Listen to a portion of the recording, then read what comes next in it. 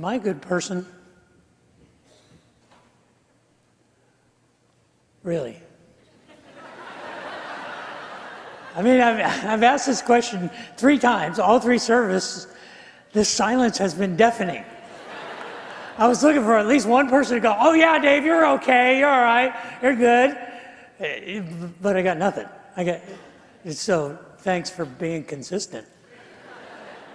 Because I know that's a confusing question. Am I a good person? And I'm not really asking you to tell me if I'm a good person, although it would have been nice if at least one person had said yes. But, my wife's here, so I don't expect that from her. So, and my kids, no. But have you ever asked yourself that question? You ever looked in the mirror and said, am I a good person? Most of the people that I talk to would say, yeah, I think I'm a good person. I mean, nobody starts off in life and says, you know what, I want to grow up to be a total deadbeat failure, worthless, bad person. I mean, that's not a life goal. I saw that on high school, prep tests or guidance counselors say, well, you can be an engineer, you can be a scientist, you can be a doctor, or you can be a really bad person. I know people that would have chosen that, but that's not normally what we aspire to. We don't think, I want to grow up to be a failure. I want to grow up to be a lousy individual. In fact, most of us, I would think of ourselves as good people. I'm sure that if you went to a Ku Klux Klan rally and you said, do you think of yourselves as good people? They would say, sure, we're not that bad. We're good people. You could go to a federal prison and go to career criminals, and I've talked to them, and they say, well, I'm a good person. I did a few bad things, but really I'm trying to be a good person. I think we all aspire to be good people.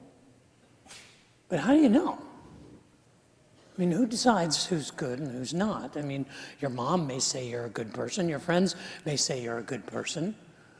You may have the accomplishments of a good person. You may have the titles and the labels that go along with a good person. Oh, you're a good teacher, or you're a good friend, or you're a good neighbor, or you're a good pastor. We have those labels, we have those titles, and we have our trophies.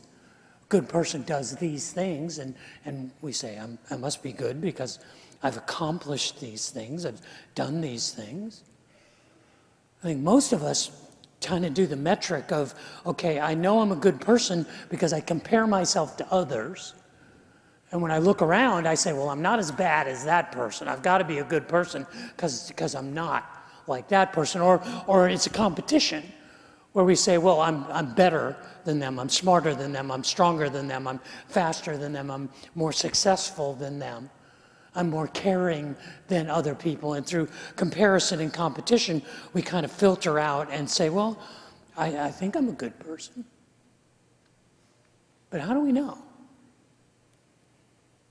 4 weeks ago, we began a conversation about the reality of life and how life really is a confusing thing. That we live kind of in this fog of uncertainty and ambiguity and mystery. And that as organized as we try and get in our lives, we spend most of our lives dealing with the majority of the unknown, ambiguous and uncertain. And we have to kind of wander around in this mystery, in this fog, colliding with one another, trying to find our way, trying to find our identity, and trying to figure out, am I a good person? What are the metrics in the midst of this uncertainty that would help me to know that I'm a good person? Because in the fog, right or wrong is hard to come by. Good and bad gets fuzzy around the edges. And so what often happens is we retreat outside and we create sort of clubs where we start to identify with people who are like us, who think like us, who have similar values to us, who share our points of view and our prejudices. And we do that because when we're in those groups, we create a sense of we're the good guys. We're the good people. Look around at us. And we tell each other how awesome we are because we've conformed to this idea that we have all these things in common and we're all good people. And so we start to assemble into these groups that are homogeneous and that are made up of birds of a feather who flock together.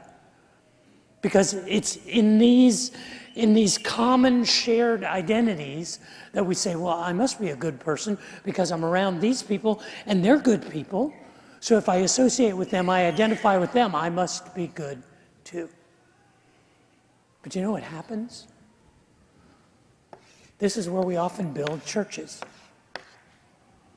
And our churches become these gatherings of like-minded people who are convinced we are the good guys. We're the ones who have it figured out. We have the secret knowledge. We know right from wrong. We know good from bad. And we gather together in our holy huddles, in our stained glass sanctuaries, and we say, we must be the good people. Because we believe the same things, and we do the same things, and we have the same kind of values, and we're the good guys, and everybody out here is not. Now, there's a danger, obviously, in these holy huddles, in these sanctuaries that are excluded from the fog. It's that in order to be a part of them, you have to be like them. And so we kind of teach people to pretend. And we create an environment that has the danger, has the unintended consequence of producing artificiality. People who fake it till they make it, people who go along to get along. But what if? What if we could gather together in the midst of the fog, in the gray? What if we could be a people who preserved our individuality and our identity and discovered how to be good people, collectively and individually, in the reality of life? Not segregating ourselves from it, but operating in it. What if we could do that? I believe this is what the Apostle Paul was talking about when he was writing to the infant church in Rome. In the midst of their infighting, in the midst of them trying to figure out how to be a community of people that maintained their individuality and their identity, but had a unity in their faith and in their love for each other and for God. In the midst of that, he wrote them a letter and he said, here's how we can do that. And we've been looking at the 14th chapter of Romans, one of the most complicated and difficult theological passages in the entire New Testament. And trust me, I didn't think it was that way when I started. It got more complicated the more work I did in it. And I apologize to you. And for those 2 or 3 of you who've made it through all 4 weeks, thank you for being here. Because it's much more dense and much more complex than I ever imagined. But as we wind down our conversation about living as individuals in the midst of the fog and navigating by grace in the gray, I want to suggest that there are 2 very obvious, simple principles, what I call no-duh principles, to help us know if we are, in fact, good people. And how we can be a people who exist together in the midst of real life, in the midst of the struggle and the chaos and the mystery and the ambiguity. I want to share with you 2 simple observations. Timeless, no-duh, obvious truths. But before I do, would you pray with me? Father in heaven, I would ask that the words of my mouth and the meditations of my heart would be pleasing in your sight, that you would use your word spoken by your servant, anointed by your Spirit, to challenge us to love you and to love each other, to keep it simple, and that we might navigate through the gray by grace. Pray that for myself and for my family and for all of us here. For I ask that in Jesus' name. Amen. Today we come to the final 5 verses of the 14th chapter of the book of Romans, and the first no-duh principle that the Apostle Paul gives us is in the 3 verses, 19, 20, and 21. I want to read them in the New International Translation, and we'll put up my homemade kind of Greek transliteration so you can see how they kind of go together. This is Romans 14:19 in the New International Version. Let us therefore make every effort to do what leads to peace and to mutual edification. Do not destroy the work of God for the sake of food. All food is clean, but it is wrong for a person to eat anything that causes someone else to stumble. It is better not to eat meat or to drink wine or to do anything else that will cause your brother or sister to fall. Now, if you're somehow paying attention to what those three verses are talking about, the thing you would notice right away is the negatives. That good people do not destroy or cause to stumble or cause others to fall. That there's a warning that if you want to be a good person, then you don't harm other people. And there is truth in the idea that we are good people because of the things that we do not do. But that's not sufficient. That's not enough of an answer, because there's a catalog of things that I don't do. I haven't murdered anyone all day. I haven't kicked a dog all day. I haven't yelled at an innocent baby. I haven't taken candy from a baby's mouth. I haven't lied to Congress in months. I mean, if we put together a catalog of all of the bad things we did not do every day, we'd never run out of things we didn't do, most of which are because we don't have the opportunity, some of which because we never had the inclination or they were too ridiculous. So it's not sufficient to say I'm a good person simply because of the things that I do not do. Now, if you've been around the church as long as I have, you realize that sometimes that's how we identify ourselves. We are the people who don't smoke and don't drink and don't chew and don't go out with girls that do. We are those people. We are the people who are identified by what we don't do. But that's not enough. If we are going to be truly good people, we are not defined simply by what we don't do. We have to be defined by the choices that we make. We have to be defined by what we actually do. If you look in verse 19 of Romans 14, he says, I want you to be people who build peace, who practice peace, who encourage peace. And peace, eirene, the word eirene is not just a word that means the absence of strife. It is the proactive idea of shalom, of introducing into people's lives pathways for success, pathways for blessing. It is setting people up to win. It is helping people be successful. That's what it means when we work for peace. It's not just to eliminate conflict, it means to set up people for success. But then he says, not just peace, but mutual edification. The word there for mutual edification is oikodomes. You know, oikos, Greek yogurt, oikos is the Greek word for home, is the word for house. Oikodomes means to build a house.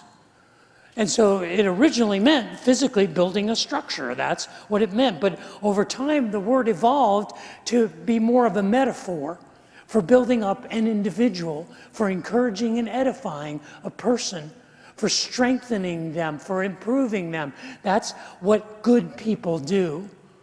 They help others get better. I know in our congregation there are some of you who are actual home builders. That's what you do for a living. You build and remodel homes. There are some of you who are actually in the process of building homes currently.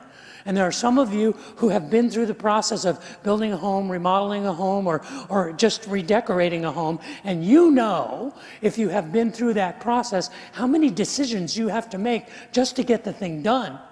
In the designing of it, in the decorating of it, in the building of it.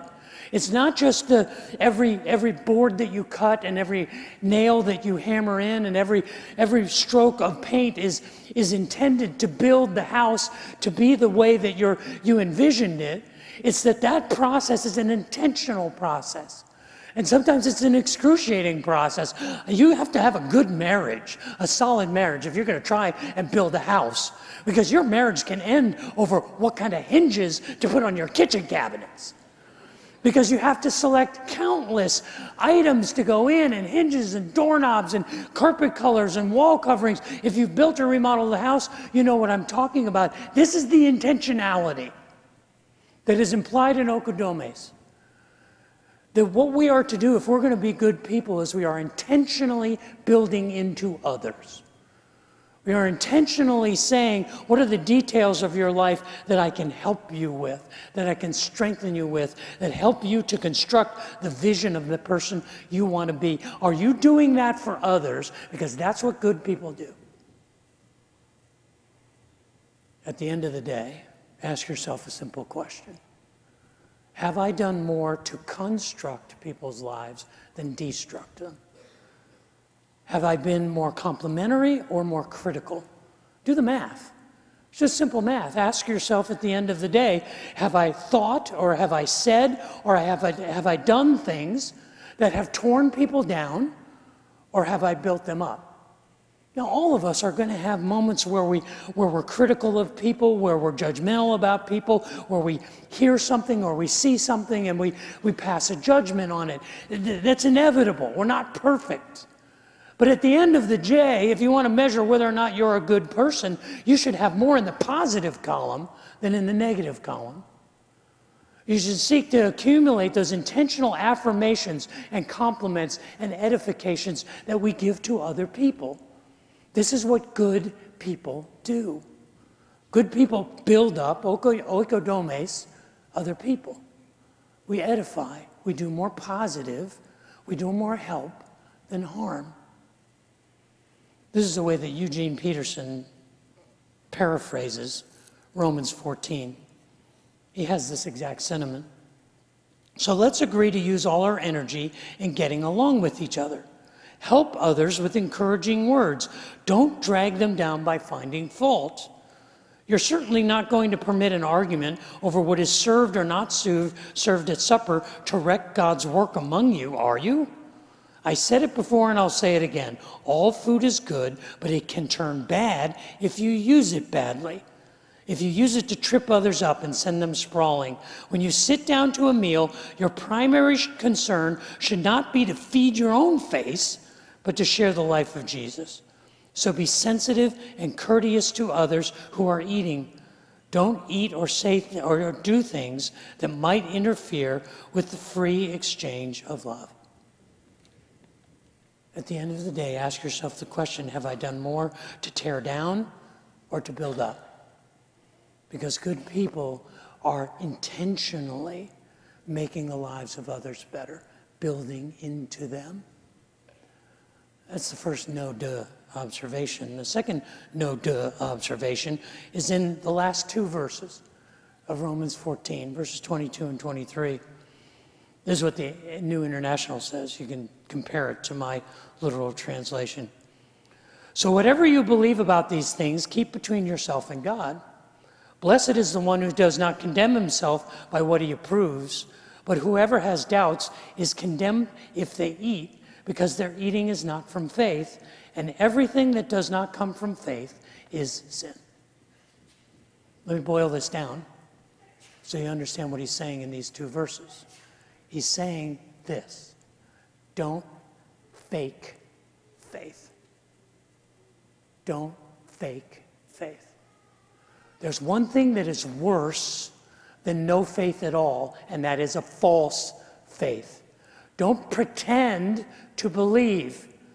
Don't act like you believe something just so that you can please the people around you, or so that you can make people think or tell them what you think they want to hear. It is better to have no faith than to have a fake faith. See, this was the problem in the church in Rome 2,000 years ago, and it's the problem in the church today.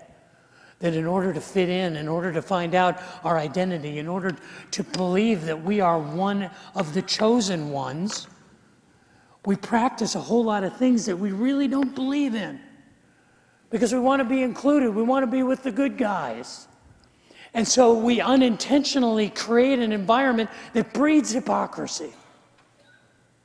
What he is saying is it is more important for us to be honest to God about what we really believe than say we believe things that we don't.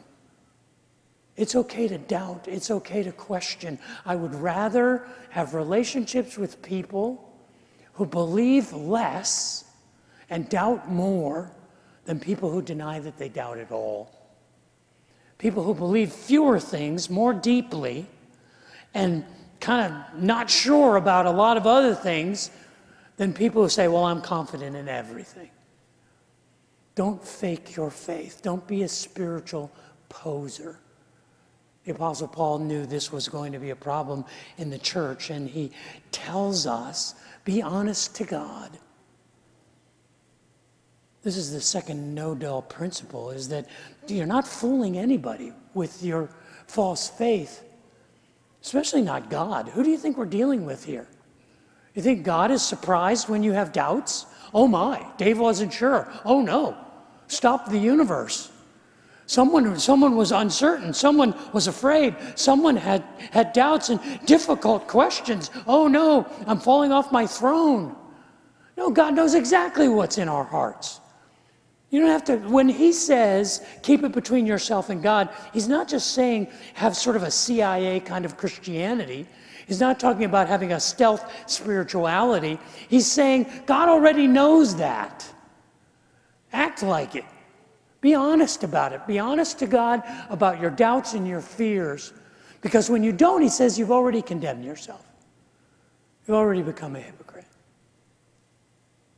So ask yourself at the end of the day, the second question, am I a good person?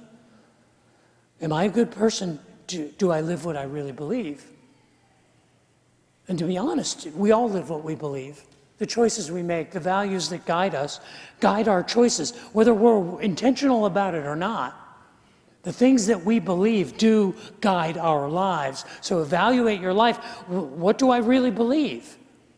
Do the things that really matter to me, are those the things that I prioritize today? Are those the things that I do?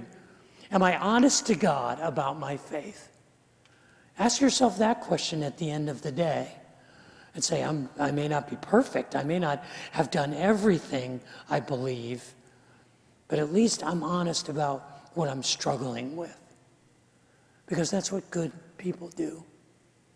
They ask the hard question, am I really living what I believe? Peterson, in his paraphrase, puts these last two verses this way. Cultivate your own relationship with God, but don't impose it on others. You're fortunate if your behavior and your belief are coherent. But if you're not sure, if you notice that you are acting in ways inconsistent with what you believe, some days trying to impose your opinions on others, and other days just trying to please them, then know that you're out of line. If the way you live isn't consistent with what you believe, then it's wrong.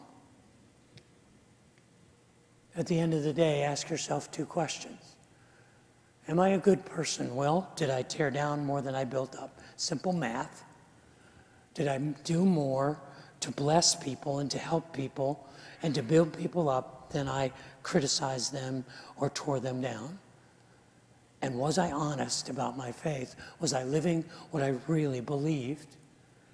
Or was I living hypocritically, contradicting the things that are really important to me, not being honest to God? This is the two markers in the fog. This is the two markers in the mystery that say, are you a good person? And it may sound so simple and so basic because it is. You have to realize that 2,000 years ago, this was new information. This was new stuff. There had never been anybody who tried to bring together all of these different kinds of people, individuals maintaining their individuality, yet having unity in community. That had never been done before. And so for this idea that in order to be a good people, to be a good community, we need to do two simple things: love each other and love God. This was revolutionary. It sounds familiar to us because it's so basic, because we've been listening to it for 2,000 years. For them, it was brand new. It was Christianity 101. It was the fundamentals of the faith. And it's good for us. It's good for us to remember we make things complicated and we don't have to. Our faith is simple. Love God, love others. July 1961. The Green Bay Packers were gathered in Green Bay, Wisconsin for their training camp, the second training camp under their new coach, Vince Lombardi. 6 months earlier, they had played in the 28th National Football League title game, which at the time was played in Franklin Field in Pennsylvania. Heading into the fourth quarter, the Green Bay Packers led the Philadelphia Eagles 13-10. With 5 minutes left to go in the championship game, the Eagles scored a touchdown, taking the lead that they would maintain, winning the game 17-13. Lombardi gathered his players there in Green Bay to begin their training camp for the 1961 season. He would coach them to 5 NFL championships in the next 7 years. They would go on at the end of that season to play again in the NFL title game and beat the New York Giants 37-0. But Vince Lombardi famously began a tradition at that training camp where he would gather his players together. He would put a box in the middle of the practice field. He would stand on it, and his right hand, he held up a football. And he said, "Gentlemen, this is a football." Famously, on that first occasion, Max McGee, the Pro Bowl wide receiver for the Green Bay Packers, who had scored a touchdown in the previous title game, raised his hand and said, "Coach, could you slow down? You're going a little fast for us."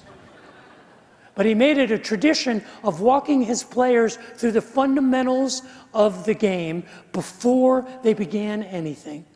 This is inbounds, this is out of bounds. This is a goal line, this is a touchdown, this is not. This is blocking, this is tackling.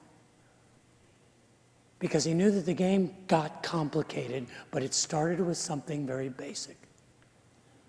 Just like our faith. We live in a complicated world. We live in a world that is complex and wants to make the simple difficult. But that's not what Jesus intended. Jesus knew that what he was inviting us into was not an escape. He didn't come into the world and say, "Hey guys, let's get the hell out of here. We don't want to stay around in this place. This is ridiculous. Come follow me to paradise." No, he said, "I want you to live like me in the midst of this." And people often came up to him throughout the story of the Gospels. People come to him and they say, "How do I know I'm a good person?" And they asked the question a lot of different ways. Some of them said, "How do I get into heaven?" Some of them said, "What is the greatest commandment?"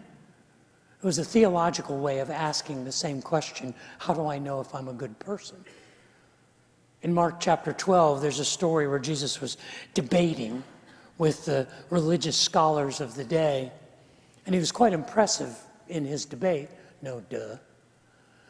And there was a prominent teacher who saw him, and he inserted himself into the debate by asking the question, how do I know if I'm a good person? But he asked it in a theological way. What is the most important commandment? Jesus answered with the Shema. The Shema is the basic centerpiece of Judaism. Deuteronomy chapter 6.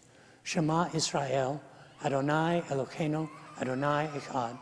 Hear, O Israel, the Lord your God, the Lord is one. And then he said, love the Lord your God with all your heart, your soul, your mind, and your strength. And he said there's a second commandment that's equal to it. Love your neighbor as yourself. All of the commandments are built on this basic foundation. The teacher, the biblical scholar said, well said.